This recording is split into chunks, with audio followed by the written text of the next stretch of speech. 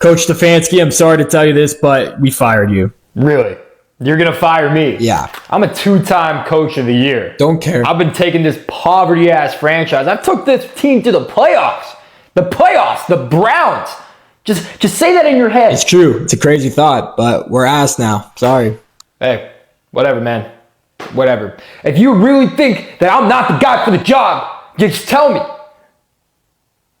Okay, yeah, well, fair enough. Shedeur, come on, Shedeur, say something. You gotta help me out here. Hey, sorry, coach. No can do, bro. I wish you the best of luck, fam. Shedeur, please. I gave you a chance. I believed in you. Maybe you should have started me over Dylan this whole season, man. You've been starting Dylan Gabriel.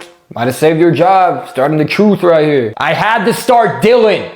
I had to start him so then when he was bad, I could put you in. This is all calculated. It was perfect timing. You know what? Fine, man. Good luck.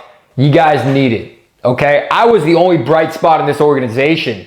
This team was poverty, all right? And it still is poverty. But we made the playoffs like once or twice, and that was cool. That was really cool when we did that. Yeah, that was cool. All right? Just do what you got to do.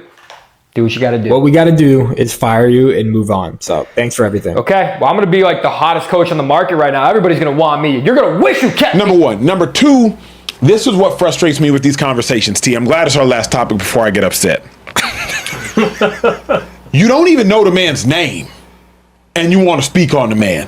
That has been the conversation surrounding Kevin Stefanski and Shedeur Sanders.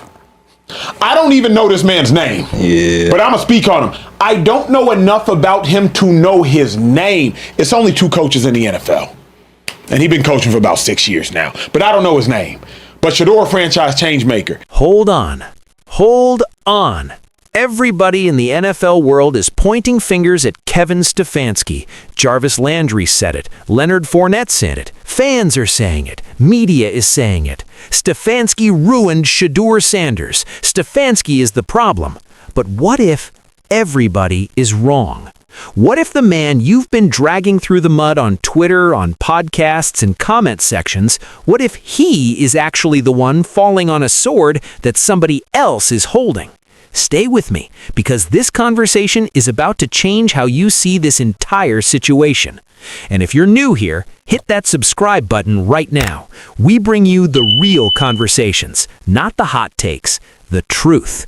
Jarvis Landry and Leonard Fournette on their 4th and South podcast talked about Kevin Stefanski and said that he's a coach that they never want to play for. I'll let you guys take a listen. You know, picking on the coach, what's his name again? Kevin Stefanski. That shit bothers me, right? You know, even the shit he had going on with Shedeur, you know what I'm saying? Yeah. And if you have a guy there that could be your franchise maker, that can change the organization, you know, and I'm not sure what was going on in his brain or why he didn't want to play him or whatever the case may be. So here's what happened. Jarvis Landry and Leonard Fournette went on their 4th and 1 podcast, and they went in on Kevin Stefanski. They said his resume is not good. They said he's a coach they'd never want to play for. They connected it all back to how he handled Shedeur Sanders. Now look, I love Jarvis Landry. I respect Leonard Fournette. Both were dogs on the field, real ones. But here's the thing that immediately stood out. Leonard Fournette didn't even know the man's name. He called him Kevin Stefanski, mispronounced it multiple times, and then said his resume is not good. Bro, how are you going to critique somebody's entire career, their legacy, when you don't even know their name? That right there tells you everything about how this conversation has been going. Emotions first, facts never. Let's talk about Kevin Stefanski's actual resume, because clearly some people need a refresher. 2-time NFL Coach of the Year. Say that again with me. 2-time Coach of the Year.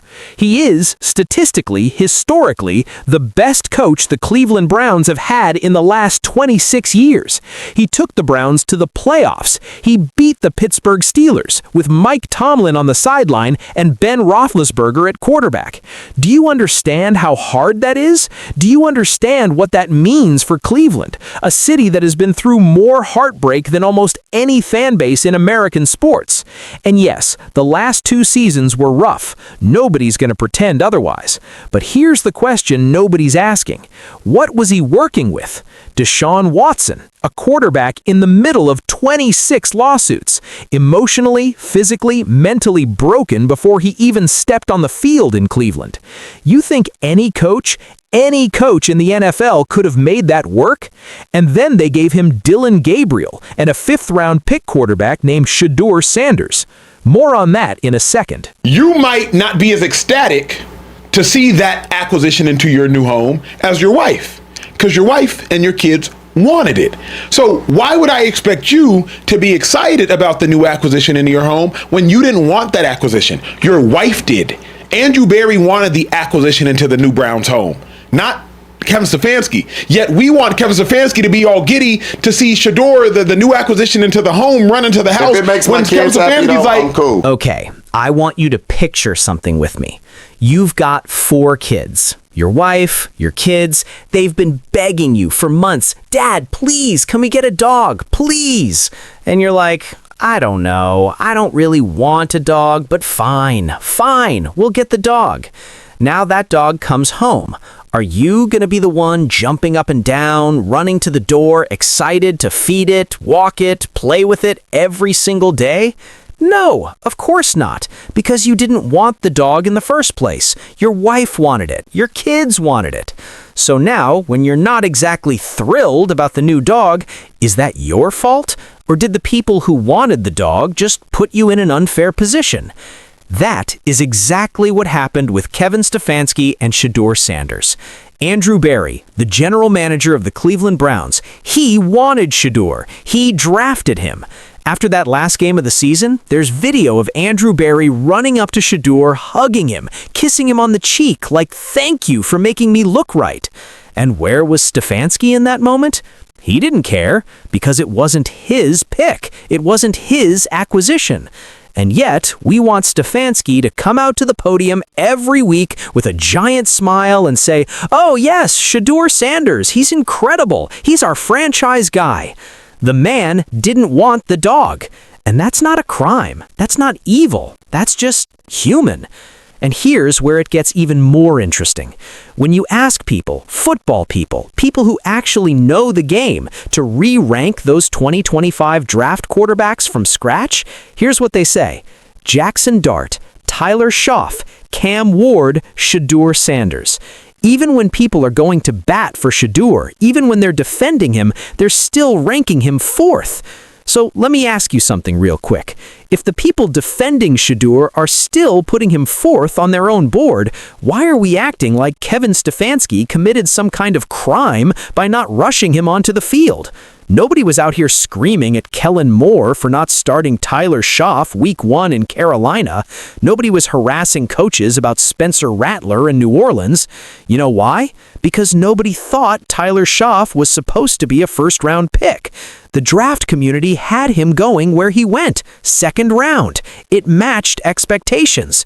But Shedeur, everyone assumed he was going top 5, top 10 at minimum.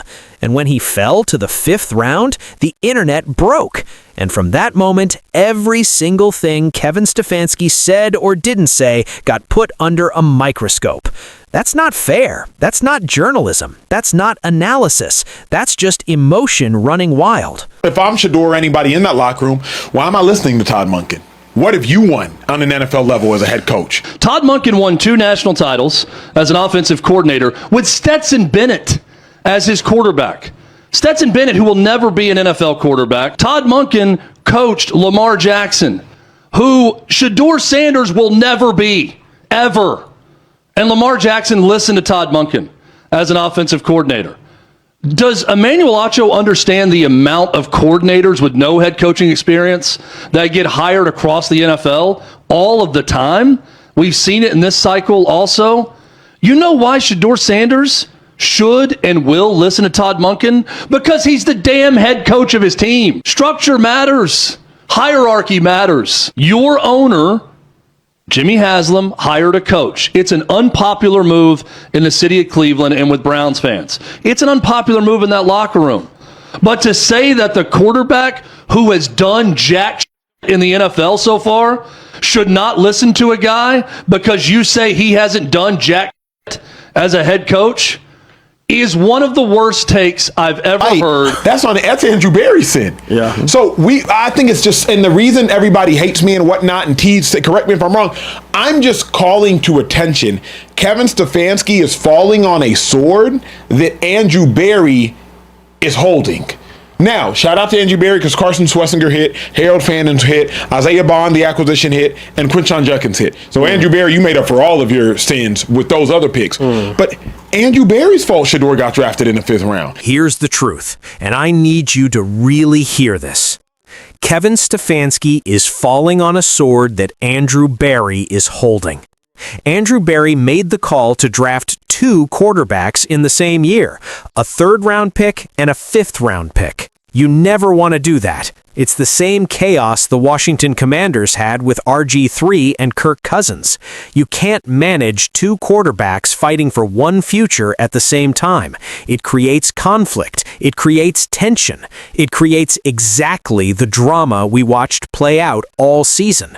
That decision, that's on the GM. Now, here's the credit where credit is due. Andrew Barry's other picks? Incredible. Carson Schlesinger, Harold Fannin, Isaiah Bond, Prince Jared Judkins. Those hits are real. Andrew Barry deserves his flowers for those selections. But drafting Shedeur in the 5th round after already drafting a quarterback? That's where the problem started, and Stefanski got blamed for all of it. And let's be honest about one more thing. When you don't have a winning quarterback and the public is screaming for answers, the way you answer questions matters. Stefanski's press conference demeanor wasn't exactly warm. It was guarded, off-putting at times. And in a world where everything is recorded and clipped and shared in 15 seconds, that costs you. So yes, he brought some of this on himself, not because of his decisions with Shedeur, but because of how he communicated. That's a fair critique. Own that, coach. This situation is bigger than Kevin Stefanski. It's bigger than Shedeur Sanders. This is about how we consume sports in 2025. We take a complicated, multi-layered organizational situation with a GM, a head coach, a rookie QB, a city desperate for a winner, and a fan base hungry for a hero, and we flatten it into one villain. Kevin Stefanski. Bad coach, didn't want Shedeur, end of story. But life isn't a tweet. Football isn't a hot take. The reality is nuanced. The reality is Stefanski is a 2-time Coach of the Year. He was given quarterbacks he didn't choose. The GM made draft decisions without full alignment from his head coach. And the entire media machine, including some former players who didn't even know the man's name, ran with the outrage, because outrage gets clicks. We can do better than that. We have to do better than that. If we want real conversations about real football, we have to start with real facts. Look, at the end of the day, Kevin Stefanski is gone from Cleveland. New chapter, new city. And Shedeur Sanders has a chance to prove everybody right or wrong. But before we move forward, let's at least get the story straight. Stefanski wasn't the villain. He was a head coach put in an impossible position by organizational decisions that were never fully his. And that matters, because how we talk about people matters. How we tell stories matters. That's why we're here. That's why this channel exists. If this video made you think, hit that like button. It helps more people find this conversation. If you're not subscribed yet, what are you doing? Hit subscribe, turn on notifications. We drop real sports content, real talk, no fluff. And drop a comment below. Do you think Kevin Stefanski was treated unfairly, or did he deserve everything that came his way? I want to hear from you. Until next time, stay locked in, stay real, and remember, the truth doesn't need a hot take, it just needs to be told.